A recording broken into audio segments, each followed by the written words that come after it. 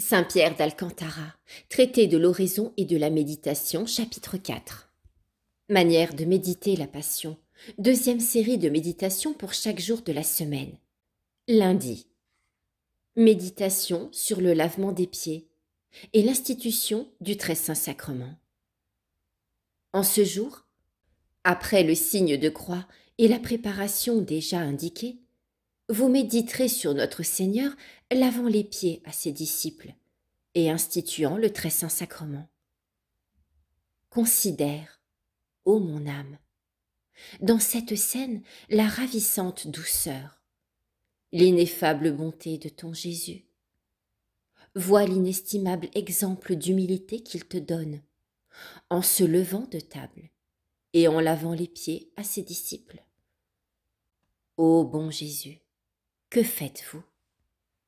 Ô doux Jésus, pourquoi votre majesté s'abaisse-t-elle à un tel point?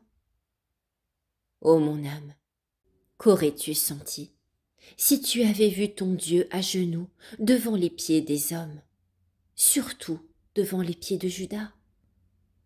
Cruel, comment ton cœur ne s'amollit-il pas en présence d'une si grande humilité? Comment tes entrailles ne se brisent-elles pas en présence d'une si touchante mansuétude? Est-il possible que tu aies résolu de vendre ce très doux agneau? Est-il possible que la componction ne pénètre pas ton âme à la vue de cet exemple? Ô blanche et belle main, comment pouvez-vous toucher des pieds si souillés et si abominables? Ô très pure main, comment ne reculez-vous pas d'horreur en lavant ces pieds dégoûtants de la boue du crime, et qui ont couru les chemins de la trahison pour trafiquer de votre sang? Ô apôtre bienheureux, comment ne tremblez-vous pas en voyant cet excès d'humilité? Pierre, que fais-tu? Consentiras-tu par hasard que le Seigneur de la Majesté te lave les pieds? Saisi d'étonnement, et comme hors de lui-même, dès qu'il a vu le Seigneur à genoux devant lui, il commence à lui dire « Eh, quoi, Seigneur? C'est vous qui me lavez les pieds? N'êtes-vous pas le Fils du Dieu vivant? N'êtes-vous pas le Créateur du monde? N'êtes-vous pas la beauté du ciel, le paradis des anges, le salut des hommes, la splendeur de la gloire du Père, la fontaine de la sagesse de Dieu dans les hauteurs du ciel? Et c'est vous qui voulez me laver les pieds? Vous, Seigneur de tant de majesté et de gloire, vous voulez me rendre un office si humiliant et si bas? Considérez aussi comment cet adorable maître, en achevant de laver les pieds, les essuie avec un linge dont il était saint.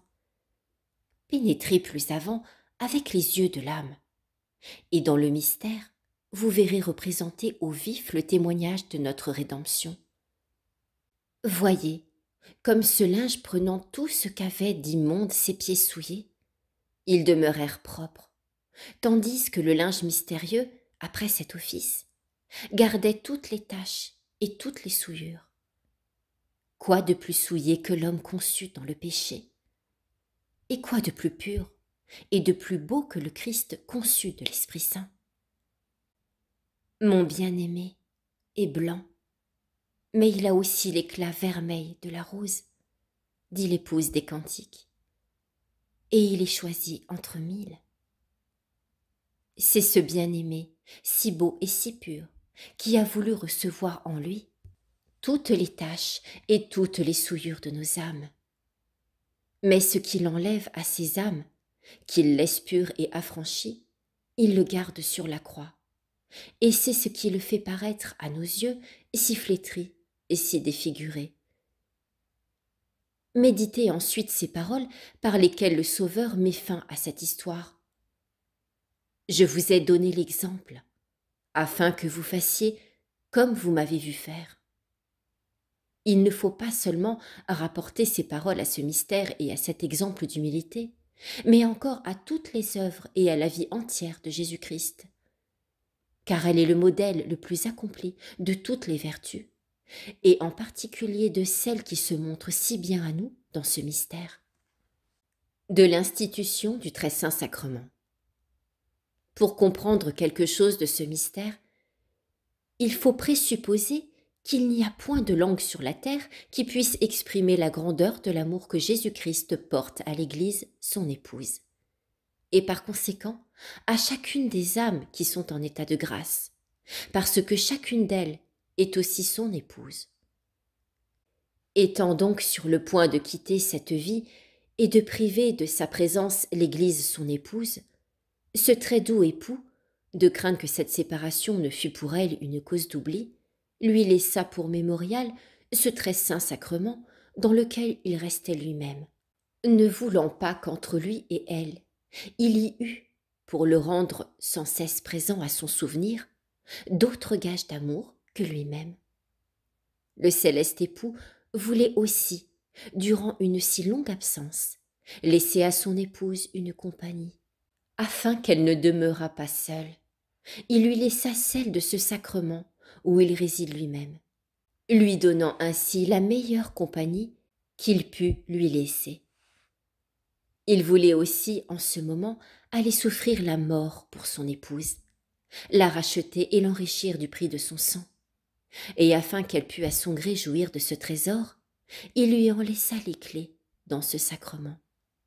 Car, comme dit saint Chrysostome, toutes les fois que nous nous en approchons, nous devons penser que nous portons nos bouches aux côtés de Jésus-Christ et que nous nous abreuvons à la source de son précieux sang et que nous nous rendons participants de ce divin trésor. Ce céleste époux désirait aussi d'être aimé d'un grand amour par son épouse, et dans ce dessein, il institua cette mystérieuse nourriture consacrée par des paroles telles que quiconque la reçoit dignement est aussitôt touché et blessé de cet amour. Il souhaitait de plus rassurer son épouse et lui donner des gages de la possession éternelle de son royaume, afin que par l'espérance de ce bonheur, elle traversât avec allégresse toutes les tribulations et toutes les souffrances de cette vie. Et voulant que l'épouse vécût dans une espérance certaine de ses biens éternels, il lui en laissa pour gage sur la terre cet ineffable trésor qui vaut autant que tout ce qu'elle espère dans le ciel, afin qu'elle ne doutât jamais que son Dieu ne lui donnât un jour, dans la gloire où elle vivra en esprit, ce même trésor dont il l'avait enrichie dans cette vallée de larmes, où elle vit dans l'infirmité de la chair. Il voulait aussi, à l'heure de sa mort, faire un testament et léguer à son épouse quelques dons signalés qui fût sa consolation en cet exil. Et il lui laissa cet adorable sacrement comme le don le plus précieux et le plus avantageux dont il put l'enrichir, puisque avec ce don, il lui laissait son Dieu.